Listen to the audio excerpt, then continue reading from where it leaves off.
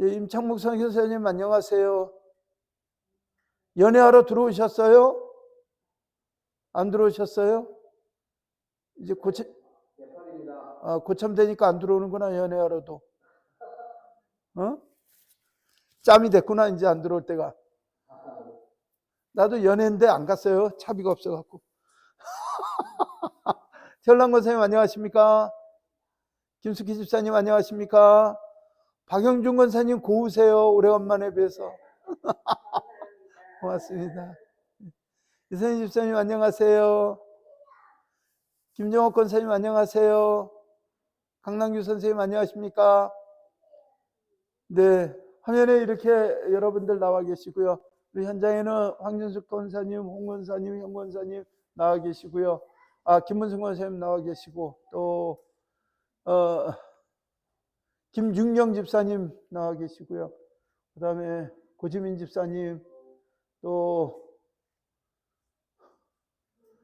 주경민 집사님, 또 이지양 선생님, 또 하성찬, 또 하성민 엄마, 하유진, 또 민지하고 선우 이렇게 저희 이렇게 나왔습니다. 오늘 찜닭 해 먹었습니다. 찜닭 했는데요. 제가 그 고춧가루를 많이 넣어갖고요. 다들 맵다고 해서 하성민은 심장이 안 좋은 모양이에요. 먹자마자 딸꾹질하는 거 보니까. 그랬습니다. 그래서 맛있게 잘 먹었습니다. 자, 오늘 바울의 이야기인데 바울 이야기를 하면은요. 제가 성경 강좌를 하면서 얘기를 하는데 이건 뭐 제가 얘기를 하는 게 현상을 얘기를 하면은 자꾸만 목사님은 다른 목사님을 깐다고 그러고 또 목사님 당신 잘났다고 잘난 척 한다고 얘기를 하는데 목사님 잘난 척 할 마음이 없고요. 목사님은 그냥 있는 그대로 얘기를 하면 무조건 목사님을 잘났다고 하는가 잘난 척 한다고 하는가. 그게 아니라 김윤경 집사님 목사님 잘난 척 하는 게 아니라 목사님이 잘나서 그래. 그리고 다른 목사님들을 까는 게 아니라 속이 뒤집어지는 일들이 굉장히 많아서 그래서 이제 여느 목사님들 만나면 얘기 깊이 안 해요. 왜냐면 뻔한 얘기들 하고 뭐 제자 얘기고 하는데 근데 우리 그 제주도 우리 감리교회 목사님 중에 한 분이 저를 찾아오셔서 허리가 아프시다고 해서 이제 치료를 받으셔 왔다가 이런저런 얘기를 하는데 어른이 세상에 난 그런 목사님 처음 봤어요. 책을 나만큼 갖고 있어. 아니 내가 많이 갖고 있는 게 아니라 나는 이제 그 학교를 하고 있으니까 많은 목사님들이 책을 갖다 주니까 일반 목사님만큼 갖고 있는 게 아니지. 나는 한 개인이 가지고 있다면 나는 회사가 갖고 있는 만큼을 가지니까 나는 무지무지하게 갖고 있는 거죠. 근데 그 목사님이 나만큼을 갖고 있더라고. 그리고 성경 말씀도 얼마나 사모하시고 공부를 하시는지 내가 고개를 숙였어요. 목사님 내가 정말 교만한 얘기인 것 같은데 참 이런 얘기 잘 안 하는데 목사님 정말 대단히 훌륭하신 것 같았는데 요즘도 55년생이신데 요즘도 책을 그렇게 모으시고 책을 보시고 그러시는 거예요. 목사님 훌륭하시다고 했더니 목사님 이제 그 바쁘셔서 어저께까지 이제 마지막으로 얘기를 하면서 하시는 말씀이 뭐냐면 저는 몸이 아파서 하경수 목사님 만나러 왔는데 하나님께서 선생님을 만나게 해주신 것 같아서 감사드려요. 아유 내가 부끄러워서 이거 뭐 같은 지방에 있으면서 당신보다 손 아래인 후배 목사한테 선생님이라는 소리는 쓸 수 없는 이야기인데 참 겸손하신 목사님이구나. 나도 좀 배워야 되겠다 이런 생각이 들었어요. 목사님들하고 이야기를 하면서 가장 이제 제가 속이 뒤집힌다고 할까 이제 하는 내용이 뭐냐면 말씀을 안 읽으신다는 생각이 들어요. 그래서 성경을 이렇게 쭉 시리즈로 내려가다 보면 특정 부분에선 처음 듣는 소리라고 이야기를 하고 심지어는 우리 그 뭐 하마라 성경학교 할 때 뭐 에스겔서 16장 같은 거를 우리 목사님들이 얘기하면 너무 통탄해서 울면서 그 얘기를 하면요. 일부 목사님들은 저한테 찾아와서 그래요. 성경 말씀에 그런 얘기가 있는지 몰랐다고. 그냥 많이 안 읽어보니까 그런 거죠. 근데 뭐 우리가 그런 성경을 읽는 이유가 잘난 척하려고 읽는 이야기가 아니라 잘난 척하려고 그 얘기를 읽으라는 얘기가 아니라 하나님께서 어떤 분이신가를 잘 알기 위해서는 성경의 고초고초를 빼놓고 읽어서는 안 된다는 거죠.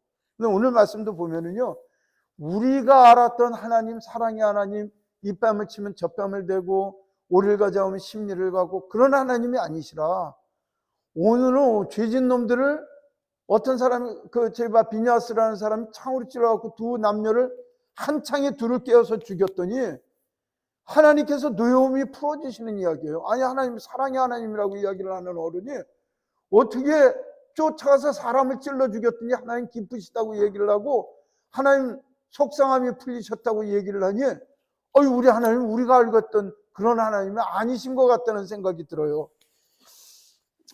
이때 되면 꼭 드리는 말씀이 뭐냐, 우리 성찬이가 아기 때 저랑 그 천지연 폭포를 자주 아침에 운동하러 갔거든요. 근데 그 천지연 폭포에 지금도 기억을 하고 있어요. 경기도에서 배구팀인가 축구팀인가 어린이팀을 데리고 온 그 축구 코치가 애들을 거기 천지연 주차장에다 머리 박아 해놓고 막 발로 차는 거예요, 애들을. 초등학생 애들을.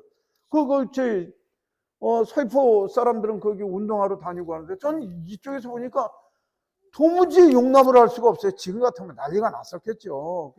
도무지 용납이 안 되고 남의 동네 와갖고 꼬마들 발로 차고 하는 게 저는 뭐 말이 되질 않죠. 교육적인 측면이고 뭐고 운동 아니라 별거라도 전쟁놀이를 해도 그렇게는 안 되죠.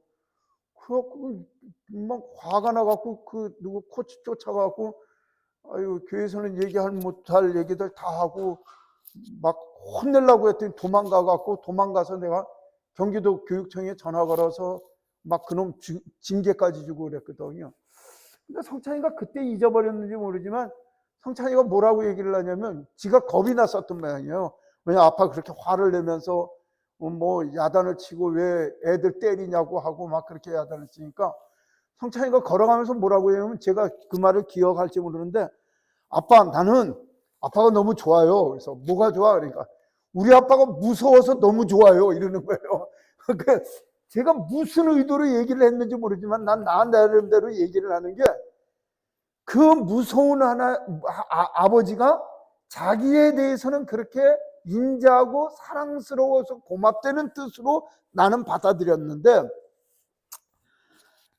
하나님 무서운 분이세요. 하나님 두려운 분이시고 근데 그분께서 우리를 세세하게 살피시고 머리카락까지 세신바 되셨다고 하고 안고 일어섬을 아신다고 하고 너희의 작은 신음도 다 들으셨다고 하는 그 말씀을 듣고 여러분들 어떻게 생각하시나 이런 얘기죠. 하나님이 좋다고 이야기를 하는 거 하나님이 우리와 친구하시다고 얘기를 하니까 이것들이 미친 것 같아요. 제가 대학원에서 수업을 하는데 지금도 기억나요.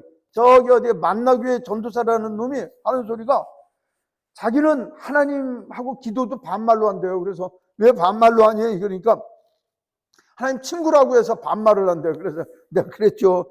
야 이놈아, 친구는 반말하는 친구는 쌍놈들끼리나 반말하고 친구하지 내가 존경하는 교장 선생님들은 서로 친구분이신데 초등학교 동창 때부터 시작해서 교장 선생님까지 근 50년 친구가 넘은 친구인데 그분들은 존댓말 써 친구들끼리. 그리고 양반 친구들은 서로들 존댓말 쓰고 서로 정중하게 하시면서 언제부터 친구였냐고 하면 평생 친구였다고 하셔도 존댓말 쓰는 분들이 계시지 친구의 상징이 반말이 아니야 이놈아 얘기를 해도 그런 놈들이 있더라고요. 쌍놈들이죠. 쌍놈들은 만나갖고 6, 70에 만나도 반말하고 욕하고 때리고 하더라고요. 그리고 친구라고 하더라고. 아니요. 격조 있는 사람들은 친구라는 게 반말이나 욕지거리 하는 게 친구가 아니라 서로를 알고 서로를 배려하는 게 친구죠.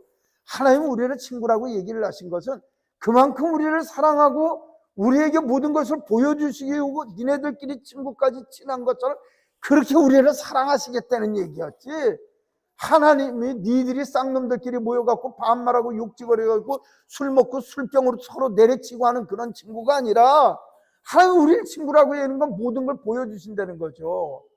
아니 여러분들 그 미국에서 공부하고 오신 분들은 그 제자들한테도 막 친구라고 얘기를 해요. 우리 스승님들도 미국에서 공부하신 분들은 저희 보고 친구라고 얘기를 한다고 그분이 친구라고 나도 어디 가서 그분을 친구라고 얘기는 하지 못하죠. 그분이 우리를 향해서 친구라고 할 뿐이지 우리는 그분을 그냥 선생님이라고 할 뿐이라는 거죠. 하나님께서 우리를 친구라고 얘기를 하는 건 그만큼 친밀하시고 친하다는 얘기지 그럼 우리도 하나님한테 친구라고 얘기를 해. 그게 아니라는 거죠. 근데 오늘 읽은 바알부올의 이야기는 다소 충격적인 이야기예요. 그래서 오늘 이야기를 잘 들으시면서 여러분들 하나님을 어떻게만 생각하셨는가에 대한 고민을 한번 좀 해보시고, 그 다음에 성경 말씀을 늘 빼놓지 말고 읽으실 만한 그런 그 이유가 있다는 사실도 아셔서 성경을 좀 자세히 보셨으면 좋겠다는 생각이 많이 드는 게 오늘 말씀입니다. 오늘 하성민 전사가 아버지한테 좋은 이 컴퓨터를 이렇게 선물을 해갖고, 이거 얼마나 좋은지요.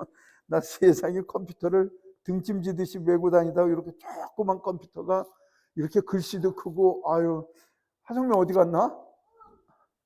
하성민 전도사님, 커피 한 잔 갖다 줘요. 자, 발람 이야기를 많이 했습니다. 22장, 민수기 22장에서 24장까지 발람 이야기를 했는데, 말씀을 드렸어요. 발람이라는 사람이 그 저쪽에 어디야, 아브라함의 고향쯤 있는 그쪽의 사람이고, 그 다음에 이스라엘 백성들이 밑에까지 내다 40년 동안 광야 생활을 하고 이제 요단강을 건너가서 가나안 땅 들어가려고 하는 데까지 왔는데, 그 땅의 임자들이 모압이라는 사람이 있는데 이스라엘 백성들이 올라왔다니까 겁이 나기 시작을 한 거예요. 이 사람들이 자신들을 침범을 하면 어떡하나 해서 이 사람들이 발람에게 사신을 보내서 발람을 데려다가 이스라엘 백성들을 하나님 앞에서 저주를 하면 하나님께서 이스라엘 백성들에게 벌을 주고 못 살게 하면 자기네가 이스라엘이랑 싸우지도 않고 살 수 있겠다는 생각에 들어서 발람이라는 사람을 데려서 돈 주겠다고 유혹을 하고 그 사람을 가지고 자꾸만 이스라엘을 저주해달라고 그렇게 얘기를 했던 게 22장에서부터 24장까지 이야기인데, 하나님께서는 결단코 발람에게 이스라엘을 저주 못하게 그렇게 하시죠. 오히려 발람에게 이스라엘을 축복하도록 그렇게 얘기를 하신 게 우리가 공부고, 오늘 25장의 말씀은 뭐냐면 이스라엘 백성들이 모압 평지에 있을 때 그 하나님 말씀만 계시면 요단강을 건너갖고 가나안 땅으로 들어갈 수 있는 그런 상황까지 왔는데, 그런 이스라엘 백성들에게 마지막으로 발람이 모압 사람들에게 힌트를 줘서 이스라엘의 약한 자를 찔려서 멸망당하기 직전까지 가게 한 사건이 오늘의 사건이었다는 거죠. 우리 많은 사람들이 그래요. 길거리에서 돈 있는 거 주시면 어떻게 될까요? 법에 잡혀가잖아요. 예. 그리고 어제 뭐죠? 돈 뽑는 기계. CD기에 돈 있는 거 있어갖고 봐갖고 돈 있는 거 가져가면요, 잡혀가요. 그래서 일부러 그런다는 거죠. 빈 지갑 놓고요, 없어졌다고 하면 그 CCTV로 찍어서 거기 돈이 있었다고 이야기를 하고, 그래서 경찰에 고발하겠다고 이야기를 하면 거기서 돈 받고 그런 사람들도 있다는 거예요. 세상이 못된 시대가 됐다는 거죠. 그런 거 보면 안 되는 거예요. 그러면 뭐예요? 주소 준 사람들은 내가 선을 하려고 했지만 잃어버린 놈이 나쁜 놈이지, 이제 이런 이론까지 나오는 거예요. 아니죠. 잃어버린 사람은 부주의한 죄를 진 거고, 그 잃어버린 거를 주워 갖고서 먹는 거는 그게 죄가 된다는 거죠. 교회 죽순이 나왔어요. 죽순이 나와서 그걸 따가려고 하는 사람들이 있어요. 그래서 목사님 그 빨간들 다 쳐갖고 농약을 썼거든요. 그래서 농약 안 쳤다고 믿음을 가지고 그걸 뜯어가려고 얘기하는데 찝찝할 거예요. 그죠?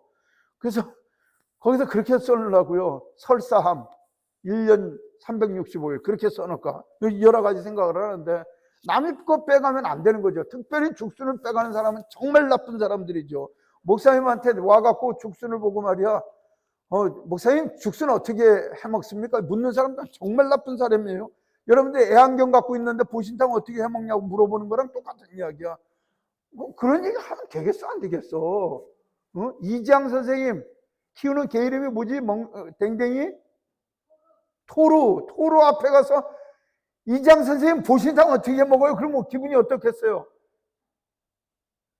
그렇듯이 죽순 앞에서 죽순을 어떻게 먹냐고 물어보는 사람들은 그렇게 나쁜 사람들이다, 이런 이야기죠.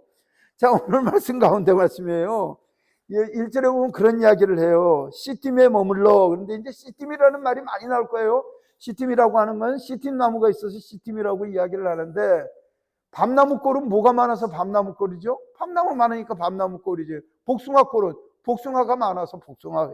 시팀이라고 하는 데는 시팀 나무가 많아서 시팀이라고 하는데, 이스라엘에 있는 아카시아, 중동에 있는 아카시아 나무를 시팀 나무라고 하고 조각나무라고 이야기를 하는데, 그 나무 있는 곳에서 있었는데, 여러분들이 시팀에 있었던 일에 대해서 잘 생각을 하시는, 이 시팀이라는 골짜기에 있을 때는 이스라엘 백성들이 40년 광야 생활을 마무리하는 마무리 시점이라는 사실을 기억을 하시고 보신다면, 여기서 무슨 일이 있었냐면 이스라엘 백성들의 두 번째 인구조사가 여기 있었고요.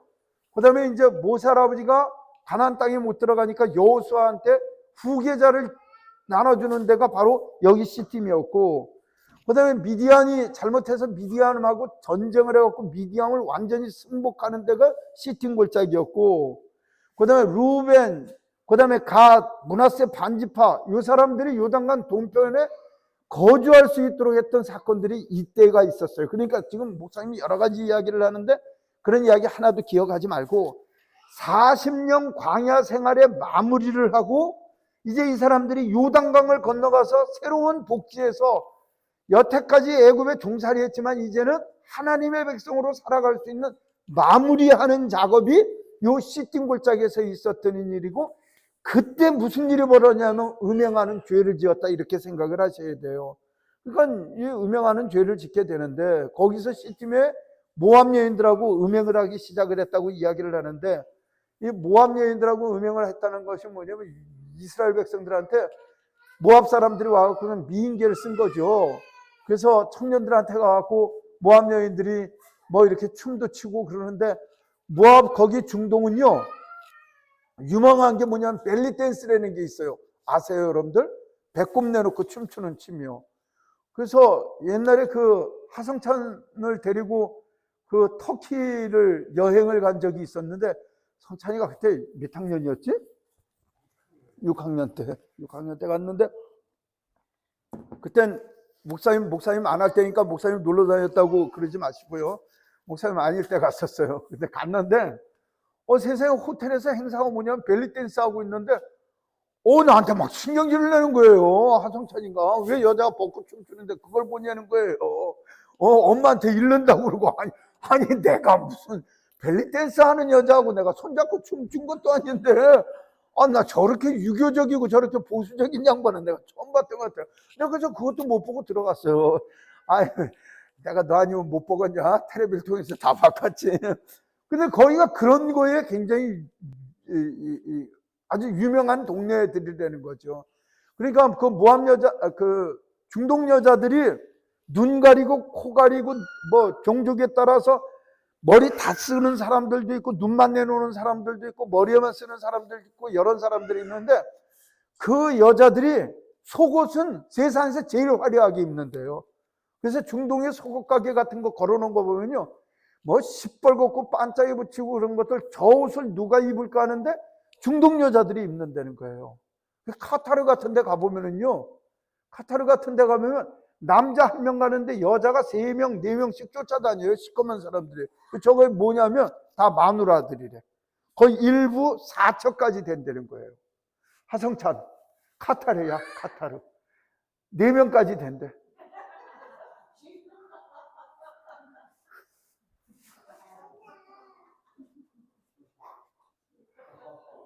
홍 권사님, 우리 공부합시다, 그냥. 4명까지. 지요. 임창목 선교사님 4명까지 된대, 4명까지. 그러니까, 아니라고 그러시네. 그렇게 된다니까 이 중동 지역이 되게 성적으로 문란할 수 있다는 사실을, 그 문화적으로도 사상적으로도 있을 수 있다는 사실을 아셔야 된다는 거죠. 그리고 이들이 가지고 있는 음란의 종교가, 종교 자체가 뭐냐면 음란행위예요. 그러니까 바알을 섬긴다고 성경에 바알이라고 하는 내용들이 대부분 어떤 내용이냐면, 이 땅은 하늘에서만 비만 내려오면 잘 먹고 잘 살고 비만 오면 농사가 잘 되기 때문에 비 오는 게 풍요로운 거예요. 비 오기만 하면 좋은 일이에요.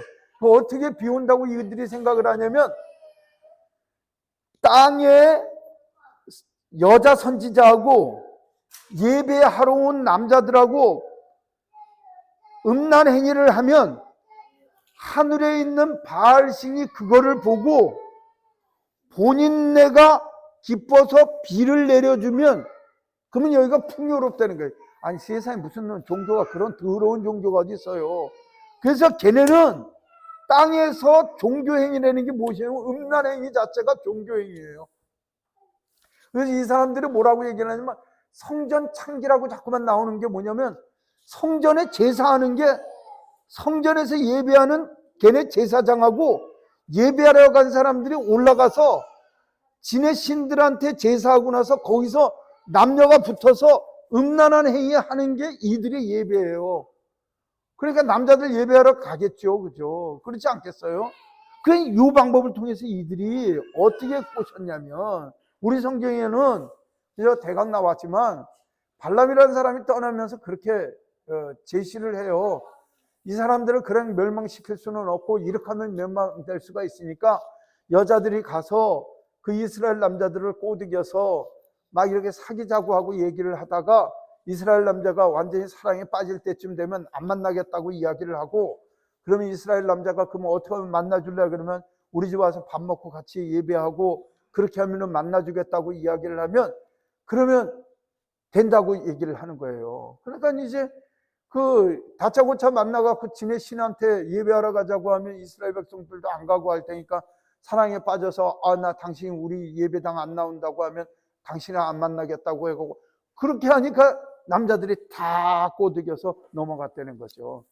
그래서 저는 그렇게 생각을 해요. 그 하나님을 믿는다고 하면서 나는 이 하나님 안 믿으면 이 남자랑 헤어지겠다, 이 여자로 헤어지겠다. 이게 쉽지 않은 일이에요.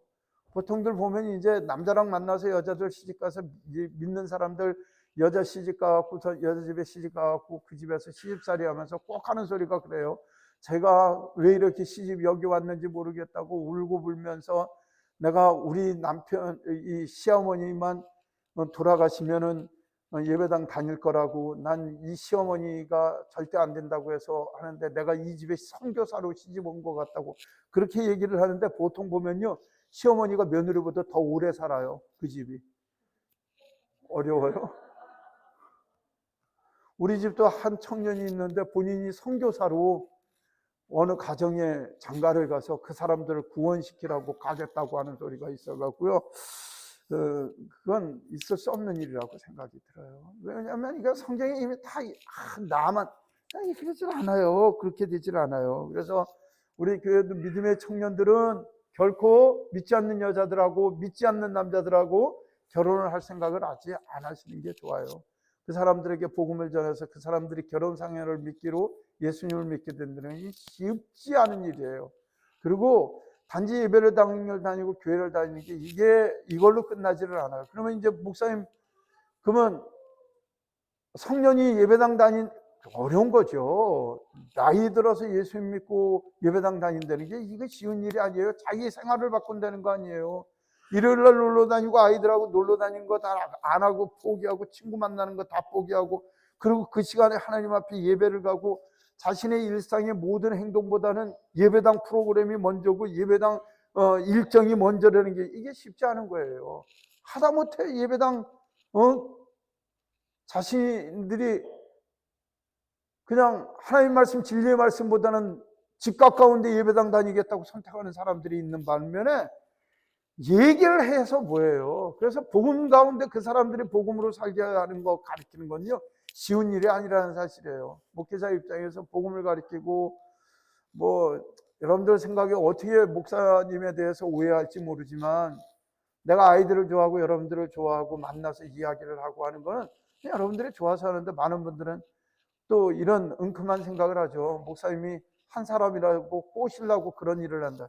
아유, 그건 아니에요. 정말 여러분들이 좋고 아이들이 좋으니까 그런 거죠. 그런데 자꾸만 그거를 목사님이 손님 판촉하려고 하듯이 성도들한테 잘 보이기 위해서 그런다고 생각하면 참만한 셈이죠. 그럼 뭐하러 신앙생활 하겠어요? 딴 거 하겠죠. 그게 쉽지 않다는 이야기예요. 그래서 오죽 그게 힘들면 목사님들 뭐라고 얘기를 하냐면 그걸 영적 전쟁이라고 이야기를 해요. 우리 목사님들한테 이제 우리 제주도에서 있었던 일 목회에서 얘기를 하면 뭐라고 얘기를 하냐면, 하경수 목사는 미국에서 그 이민 목회하는 것 같아.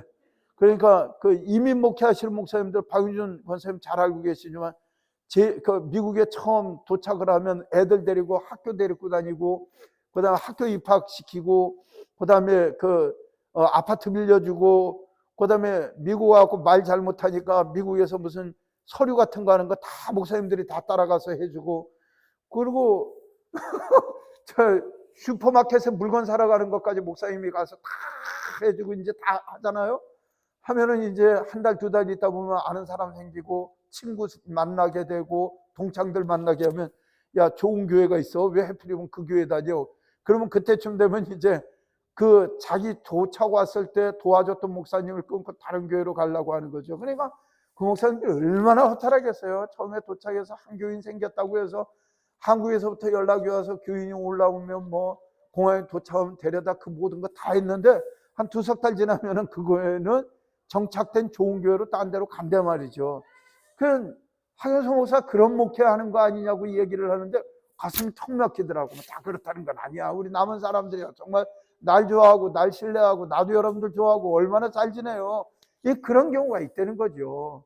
목회가 그렇게 쉽지 않아요. 그래서 많은 분들은 뭐냐면 영적 전쟁이라고 이야기를 하는 거예요. 난 우리 교회 믿음의 청년들이 결코 믿지 않는 사람들에게 선교사니 어쩌니 이런 얘기 안 하는 게 좋을 것 같아요. 그건 이단 종파하는 거지 우리가 하는 일이 아니에요. 분명히 성경도 뭐라고 얘기하면 너희들이 더욱 믿음의 사람들끼리 친절하게 하는 것이 좋겠다고 하는 말씀을 통해서 믿음 안에서 사귐과 교통이 있는 것이 좋겠다고 그렇게 이야기를 하게 된다는 걸 아셨으면 좋을 것 같아요. 자, 여러분들, 미디안 여자들이 이스라엘 남자를 유혹해서 자기 신들에게서 제사를 했다. 누구 죄일까요? 하성찬 선생, 누구 죄일까? 미디안 여인들이 이스라엘 총각들을 유혹을 해서 자기 신에게 절하게 했다. 누구 죄일까? 당신이 재판관이라면 누구한테 벌을 내릴 것 같아요?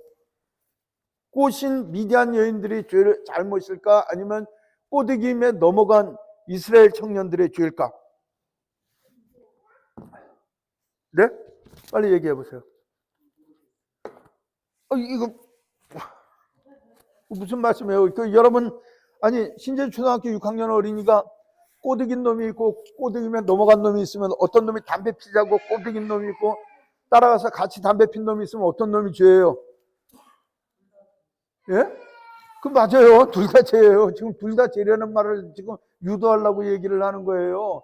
아니 예배당 다니는 사람한테 자꾸만 뭐라고 얘기하면 여자가 좋아갖고 내가 당신 때문에 예배당 안 나가도 좋아, 죽어도 좋아, 그러지 않는다는 거죠. 처음엔 뭐라고 얘기를 하면 그 사람을 설득해서 예수님을 믿게 한다고 이야기를 하지만 결국은 둘 다 넘어지게 된다는 거죠. 아담과 하와도 뱀의 유혹에 대해서 결국은 본인들이 책임을 지게 됐다는 것을 여러분들이 아셔야 된다는 거죠.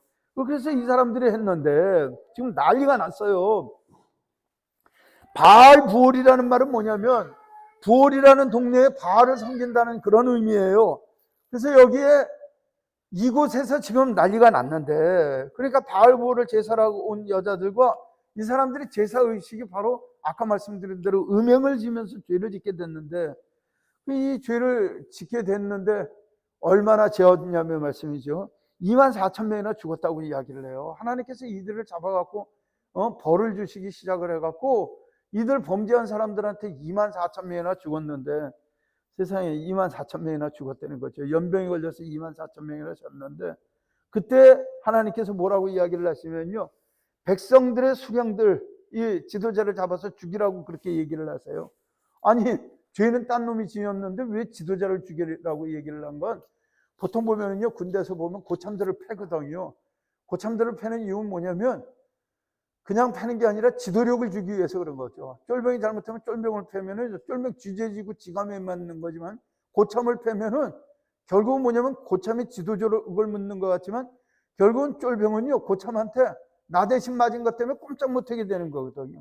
바로 그런 일들에 있어 죄를 짓는 건 지도자들을 처벌한다는 사실을 기억을 하셔야 돼요. 그러니까 여러분들이 하나님 앞에 범죄하고 잘못된다면 그럴 분들이 없겠지만 목사님이 하나님 앞에 처벌받는다는 사실을 기억하면 목사님은 결국은 성도들이 잘못되고 잘못 살아가는 거에 대해서 무한한 책임을 가지고 살아야 된다는 그런 이야기도 된다는 것이죠. 그리고 여러분들 그 완장만 차갖고 그냥 될 수가 없다는 거예요. 여성교회장 그냥 되는 게 아니고 여성교회장은 여성교회 회원들이 잘못되면 여성교회장이 벌을 받는다는 사실도 기억을 하셔야 되고, 주일학교 교사 선생님은 주일학교 선생님들이 잘못하면 본인이 벌을 받을 수 있다는 사실도 기억을 하셔야 된다는 거죠. 자꾸 이거 처벌 위주로 얘기를 해서 이게 재미가 없는데 그렇게 이야기를 하는데, 그들을 태양 앞에서 4절에 보면은 태양 앞에서 처벌을 하라고 그렇게 이야기를 하는데, 태양에 무슨 힘이 있어서 거기서 처벌을 하라는 게 아니라 대낮에 처벌을 하라고 하는 뜻이 맞습니다. 모든 사람이 볼 수 있는 가운데 처벌을 하는데, 성경을 우리가 읽다 보면은요, 하나님께서 대부분 뭐냐면 전시주의입니다. 그러니까 처벌을 그냥 아무도 안 보는 데 와서 그냥 죽게 하거나 아니면 아무도 안 보면서 스리슬쩍 망하게 하거나 그러지는 않고요, 모든 사람이 보는 가운데 망하게 하고 모든 사람들이 쳐다보는데 망하게 해요. 이유는 뭐냐면 징계를 하시는 목적이 그 징계받는 것을 보고 나서 나는 하나님 앞에 저렇게 죄짓고 살지 않아야 되겠다 하게 하기 위해서 우리에게 벌을 주시는 일들이 많기 때문에, 군대에서 뭐라 하냐면 시범 빠따라고 그런 거죠. 그냥 군대에서 잘못한 사람 처벌을 할 때 그냥 은근슬쩍 갖고 하는 게 아니라 꼭 사람들 보는 앞에서 처벌을 하는 것은 공개적으로 망신을 주게 했다는 게 아니라 너희들 잘못할 경우에는 이런 벌을 받으니 다시는 벌 받을 짓을 하지 말라, 이런 얘기를 한다는 거죠. 지금은 안 그런지 모르는데 몇 년 전에 중국을 갔더니 차에 사람들 묻고 다니더라고. 차에. 그래도 뭐라고 하냐면 총살할 거래. 근데 인민광장인가 그 옆에 가더니 그쪽에 와서 총살하는데 구경하러 가잖아요. 나 무서워 못 가겠다고. 그 어느 정도 있는데 사람들이 많이 모이면 총소리가 나더라고요. 그 아까 저 하이시는 사람들 쏴 죽였다는 거예요. 그 중국이나 이런 데서는 그렇게 하고, 그 대만에서 장개석이 그런 경우가 있다는 거죠. 하도 도둑놈들이 많고 장개석이 어디야 타이완으로 도망갔을 때 심지어 식인종도 있었대요. 타이완에. 고산족들 같은 경우. 그래서 이놈들을 어떻게 잘못해야 되겠다고 해서 막 원초적으로 처벌을 했다는 거죠. 도둑질하는 사람들 앞에서 도끼로 손 자르기도 하고, 심지어는 여의도 광장 같은 데 그런 데가 있어갖고 헬기 태워갖고선 범죄자들 올라가갖고 공중에서 떨어뜨려갖고선 그 사람들 보는 앞에서 그냥 비행기에서 떨어져서 죽는 거 보여주고 막 그랬다는 거예요. 그러니까 처벌을 붐으로 니네들도 저렇게 하면 처벌하겠다는 그런 의지를 보여주겠다고 하는데, 하나님이 우리를 처벌하신 걸 그 악독한 독재자들의 처벌과 비교를 해서 죄송합니다만은, 여기에 처벌의 의미는 여러분들이 늘 생각하시기에 그런 죄 지은 놈에 대한 죄의 대가에 대한 처벌이라기보다는 너희들이 죄 짓지 말고 하나님 앞에 살아달라고 하는 하나님의 마음이 있었다는 사실을 여러분들이 먼저 아셔야 된다는 걸 알아야 된다는 거죠. 그때 이런 지금 나라에 난리가 나 있었을 때 무슨 일이 벌어졌냐면 말이죠, 온 백성들이 회중에서 문 밖에서 울고 있는데 그 미디안 여인 하나를 데리고 어떤 사람이 텐트로 들어가더라는 거예요. 뭐하러 그랬겠어요? 뭐 내용은 뒤에서 나와 있겠지만 음란한 죄를 지으려고 이리로 가고 있었다는 거죠. 그때 7절에 보면은 제사장 아론의 손주, 그러니까 엘리야셀의 아들, 그러니까 엘리야셀이 아론의 아들이거든요. 그 사람의 아들 비느하스라는 사람이 오는데, 분명히 지금 모든 사람들이 울고 있는데, 아니 그 모압 여자를 데리고 텐트로 죄지러 가고 있는 걸 보고 나서, 이거 얼마나 통탄해요. 지금 백성들이 지금 하나님 앞에 징계를 받아서 24,000명이나 죽은 상황인데, 지금 어떤 그 족장의 지도자라는 놈은 지금 모든 백성들이 울고 있는데 죄 짓겠다고 모압 여자 데리고 텐트로 들어갔다는 거죠. 이런 놈이 어디 있어요, 이런 놈이. 그래서 그때 비나스가 따라 들어가서 이스라엘 남자하고 그 여인의 배를 깨뜨려서, 그러니까 둘을 세워놓고 둘을 창으로 찔러서 둘을 한 창에 죽인 것이죠. 얼마나 끔찍하게 죽였어요. 그래서 그때 징계됐는데 얼마나 죽었냐면 24,000명이 죽었다고 이야기를 해요. 근데 하나님께서 그 비누하스가 그렇게 창으로 그 둘을 죽이고 나자 더 이상 징계를 내리시지 않고 더 이상 여기에 벌을 하시지 않고 10절에 뭐라고 말씀하시냐면 하나님께서 그 마음을 풀으셨다고 그렇게 이야기를 하시거든요. 하나님께서 그 비누하스가 진노해서 그 10절서부터 13절까지 우리 한번 같이 읽어볼까요?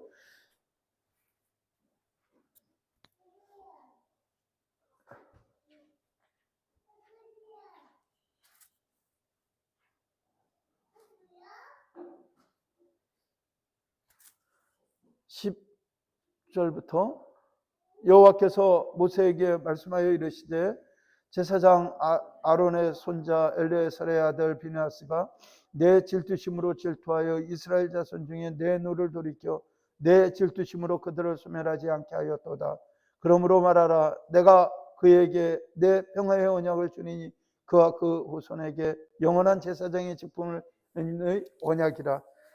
지금 하나님께서요, 비느하스가 하나님의 통탄하고 속상한 마음을 용서해 주셨다는 거죠. 많은 사람들은 교회 안에서 잘못한 이들에 대한 처벌이나 이런 거에 대해서 침묵이 아니라 비겁한 자의 삶을 사는 사람들이 많아요. 지금 요즘 오늘 신문을 보고 내가 참 세상이 좀 달라져야 되는데 저쪽 무슨 전누군가 정광훈인가 하는 자가 왜 목사님은 그 사람을 목사라고 부르질 않냐면 그런 욕밖에 안 나와요. 그 놈이 어떤 놈이냐면요, 광화문에서 얘기하면서 그런 얘기 했어요. 지가 하나님하고 친한데 입에 담지를 못하겠네요. 하나님도 지한테 까불면 죽는다고 얘기를 하는 그런 개 같은 놈이거든요. 근데 이런 얘기를 하면요, 착한 목사님들은요, 그놈을 왜 목사님한테 욕을 하냐, 그놈이 왜 목사님이에요, 그게 얘기하는 놈이 어떻게 사단이지, 그게 어떻게 하나님의 성도가 그렇게 얘기를 할 수가 있어요. 그게 무슨 능력이 있었는지, 무슨 권력으로 했는지, 갖고 있는 땅이 180억인가 그런데 500억인가 받는다고 얘기를 하는데, 오늘 계약이 끝났어요. 그래서 돈이 더 들어도 그 사람하고 더 이상 안 하겠다고 이야기를 해서 그 장이동 개발하는데, 거기 빼놓고선 개발하겠다고 이야기를 하는데, 전 마음속으로 그놈이 망하는 걸 한번 봤으면 좋겠다고 지금 하나님께 기도를 하고 있거든요. 참 비겁한 것 같아요. 교인들이 그거 아니면 아니라고 이야기를 해야죠. 나는 아직까지 그 자를 여태까지 목사라고 불러본 적이 없습니다. 제가 실수로 불러본 적이 있을지 몰라도 그 자를 저는 목사라고 생각을 하지 않고, 무섭지도 않아요, 두렵지도 않아요. 사실 그 교회라는 교회가 물론 우리 교회에서들은 이단이라고 벌써 정제가 돼 있고 거기랑 교류 못하도록 되어 있는데, 원래 150명인가 나오는 출석하는 교회였는데 태국교인가 뭐하고 나가고서 5,000명이 모였대요. 지금도 그 숫자가 모인다는 거죠. 그러니까 미치는 거예요. 태국교인 들고 나오면 교인들이 그렇게 교인인지 뭔지 그렇게 몰리고 이야기가 되니까 말씀이죠. 돈 안 되면 그렇게 안 할 사람들이거든요. 근데 그렇게 하니 그거 어떻게 하면 좋겠어요. 여러분들, 돈이 아니라 숫자가 아무리 많다도 신앙에 여러분들 신념에 어긋나는 게 있으면 틀렸으면 틀렸다고 이야기하는 사람들이 되어야 한다는 거죠. 딴 사람들이 다 그 사람을 목사님이라고 부른다고 이야기를 하고 그 사람이 정이라고 이야기를 한다 하더라도 나 하나는 절대로 그 사람이 아니라고 이야기를 한다는 거죠. 비느하스가 창 들고 거기에 들어갔을 때 모든 사람들한테 비느하스한테 비난했을지도 몰라요. 무슨 너무 지네들끼리 사랑하게 내버려두지 무슨 창으로 찔러 죽이냐고 얘기할지 모르지만, 그는 들어가서 그들을 한창에 찔러 죽였을 때 하나님께서는 비느하스 편을 들어서 대대로 비느하스의 자손들이 대제사장이 되는 그런 하나님의 복을 주셨다는 거죠. 대제사장이 되는 큰 복을 받았기 때문에 옳다는 게 아니라 그 행동이 옳았기에 하나님께서 그런 복을 주셨다는 사실로 기억을 하시라는 것이죠. 성도 여러분, 모든 사람들이 비느하스를 비난할지 모릅니다. 무서운 사람이라고 이해할지 모릅니다. 그러나 우리 터교의 교우들은 그런 신념 있는 사람들 되기를 소망합니다. 하나님, 모든 사람이 미워하고 모든 사람이 두려워하도 하나님 한 분이 인정하신다면 그 길을 우리의 생명의 길이라고 믿고 나가는 비느하스의 삶처럼 우리도 그렇게 닮아가기를 소망합니다. 비느하스는 하나님 마음을 시원케 해드려서 성경에는 뭐라고 쓰여있냐면, 그런 사람들의 행동을 여름 타작마당에 얼음 냉수와 같다 이런 표현을 해요. 여러분들 뭐 농사 앉아서 모르겠지만 옛날에 우리 제주도에 그 5월 6월 되면 유채 저거 할 때 되면 유채집 날르고 하면요 온몸에 유채 들어가고 나면요 가렵고 뜨겁고 하는데 그때 시원한 냉수 한 잔 마시면요 얼마나 편한지요. 군대에서 대민진원 나가면 벼 타작하고 하는데 그 먼지 뒤집어 쓰고 할 때 냉수 한 사발 주면 얼마나 편한지요. 그래서 성경은 뭐라고 이야기를 하냐면 여름 타작마당에 얼음 냉수와 같은 존재, 하나님의 속을 시원케 해드리는 존재, 그런 사람들을 하나님의 종이라고 이야기를 한다는 거죠. 저는 우리 교회가 유명해지고 영향력이 있고 많은 사람들이 모이기를 특별히 원합니다마는, 그걸 바랍니다마는, 만약에 선택의 기로가 있어서 숫자냐 유명해지는 거냐 한편, 적은 숫자라도 하나님께서 기뻐하시는 얼음 냉수와 같은 존재냐고 얘기를 하면 여러분들 뭐 다 목사님이랑 같이 뒤에 얘기한 거를 이야기를 하죠. 성경은 그런 분들을 찾으신다는 거죠. 저 여러분들이 그런 사람 되기를 소망합니다. 그리고 14절 15절에 그 사람들이 어떤 사람이었다고 이야기를 하냐면 그 죽은 사람 남자는 시므리라고 이야기를 해서 그 시몬 조상의 지도자고, 그 다음에 죽은 그 미디안 여자는 고스비인데 이 여자도 미디안 백성의 조상의 가문의 수령이었다고 얘기를 해서 결국은 이쪽 족속의 지도자 저쪽 족속의 지도자가 만나서 범죄를 저지르다 하나님 앞에 징계받았음을 이야기를 하고 있다는 것이죠. 성도 여러분들, 지도자는 지도자들의 모습들을 갖춰야 합니다. 그리고 하나님께서 원하시는 삶이 무엇인가를 생각을 하셔야 되는데 우리 인생이 그렇게 길지 않다는 거예요. 저는 늘 비누아스의 이야기를 하면서 그런 얘기를 합니다. 비누아스가 창 들고 나가서 합법적으로 찔러 죽일 일이 그렇게 많지 않아요. 지일생에 시므리가 그 고스비를 만나서 텐트 안에 들어가는 게 범죄라고 인정이 돼서 창 갖고 들어가서 한 창에 찍어 죽일 일이 그리 많지 않다는 거예요. 그러니까 그 옆에 있던 사람은 얼마나 무릎을 쳤을 거예요. 화장실에도 갔다 온 사람이면 아유 나래도 가서 저 창으로 찔러 죽였을 건데, 때는 늦으리 우리에게 선을 행하거나 하나님 앞에 쓰임받는 일에 우리가 쓰일 기회가 그렇게 많지 않다는 거예요. 우리 그 아는 사람이 대학 시험을 봐갖고 대학을 들어갔는데 근데 장학금 학비가 없어서 굉장히 어려웠어요. 근데 그 친척이 그 사람 입학 장학금을 대줬는데 대학 들어가서 공부를 잘해갖고 그래서 잘 됐어요. 옛날에는 사법시험이라는 게 있을 때 학교 다니면서 시험 봐갖고 판사가 됐는데 그렇게 자기 등록금 대줬다고 평생을 은혜를 갚는 거예요. 그 은혜 갖고 나니까요 맨날 명절 때 오면은 그 사람 가서 인사하고 하니까 주변 친척들이 아이고 등록금 나도 대줄걸, 등록금 나도 대줄걸. 때는 늦으리라는 거죠. 우리에게 우리가 일생에 살면서 선행을 하면서 살 기회도 그리 많지 않고 또 그 선행을 통해서 우리가 하나님의 복을 받을 기회도 그리 많지 않다는 거죠. 내게 온 기회를, 아니 비나스가 이렇게 안 하면 비나스가 지금 제사장이 77명이 이스라엘이 아론 이후에 77명의 제사장이 있게 되는데 그 중에 대다수를 비나스의 대까지 했다는 거죠. 조상 하나 잘 만난다고 그들은 하나님의 제사장에서 하나님을 평생 찬양하고 예배하는 그 자리를 지켰다는 사실을 본다면 여러분들이나 제 삶 속에서도 하나님 앞에 충성하고 하나님 잘 보실 만한 일들이 그런 기회가 그리 많지 않다는 사실을 기억하면 오늘도 한순간 매순간보다 하나님 제가 이때 일어나야 됩니까? 제가 창을 들고 일어나서 주님의 말씀대로 순종해야 됩니까를 스스로 물어봐야 할 그 기회를 저희가 잊지 않고 지켜내는 그런 은혜가 있었으면 좋겠습니다. 오늘 수요 성경 공부 와주셔서 너무 고맙고 감사합니다. 또한 영상 가운데 나오신 분들한테도 너무나 감사한 말씀을 드립니다.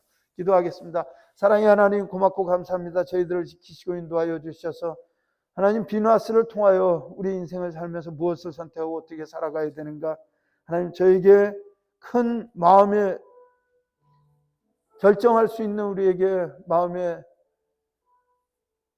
도전을 주심을 감사드립니다. 하나님 저희 늘 삶을 살펴보게 하여 주시옵소서. 내 일생을 걸 수 있는 일인가?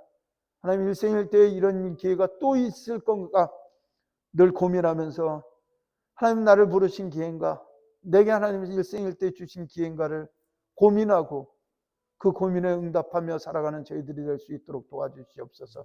하나님 세상에 악한 것들이 너무나 많습니다. 하나님 저희의 입장을 표시해야 할 때가 있습니다. 피해갈 일이 아니라 잘못했으면 잘못했다고 의지 표명할 수 있는 저희들이 될 수 있도록 도와주시고, 세상에 영광이 있고 힘이 있고 많은 사람들이 그곳에 몰린다 할지라도 하나님 앞에 범죄한 자들에게는 저들은 범죄했다고 선언할 수 있는 믿음의 사람들이 되게 하시며 비누아스와 같은 주의 용사가 될 수 있도록 도와주셔서 하나님 타작마당의 시원한 얼음 냉수 같은 주님의 선한 종으로 살아갈 수 있도록 우리 하나님께서 도우시고 인도하여 주시옵소서. 토교의 교우들 지켜주시되 육신의 질병 삶의 문제로 눈물을 흘리는 이들의 눈물을 닦아주시며 하나님 도우시고 인도하여 주시는 주의 손길과 동행할 수 있도록 우리 주님 인도하여 주시옵소서. 이 모든 말씀 우리 주 예수 그리스도 이름으로 기도드리옵나이다. 아멘.